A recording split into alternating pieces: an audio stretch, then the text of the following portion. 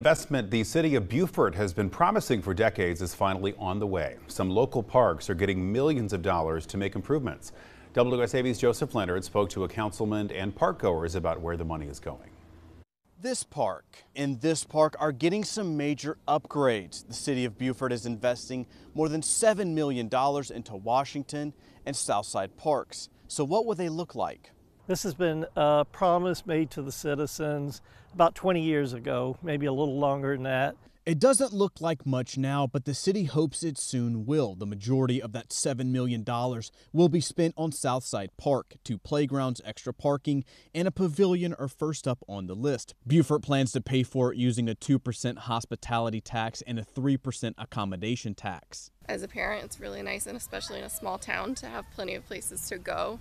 And so knowing that my kids can safely come and play here and that the community is invested in it is important to me. Neil Lipsitz was elected in 2020 and upgrading Southside Park was high on his list. He says growing up, neither he or his son had a park to play in. That's why he's excited to give the next generation of children a place to have fun. My son growing up in this neighborhood, there wasn't anything like this for him. The closest playground was downtown Beaufort, which is several miles away. Everybody who lives in the neighborhood, especially those with kids, are extremely happy. Messages from people different ways. Everybody saying thank you, thank you. Leftover money from the Southside improvements will carry over to Washington Park. There, the basketball court will transform into a multi-use court, and it will also get a new pavilion. One neighbor who takes his chocolate lab to the dog park every day tells me he's happy to see this giant patch of grass put to use. I mean, it's good for them to do something with all of this space. I think there's certainly a lot of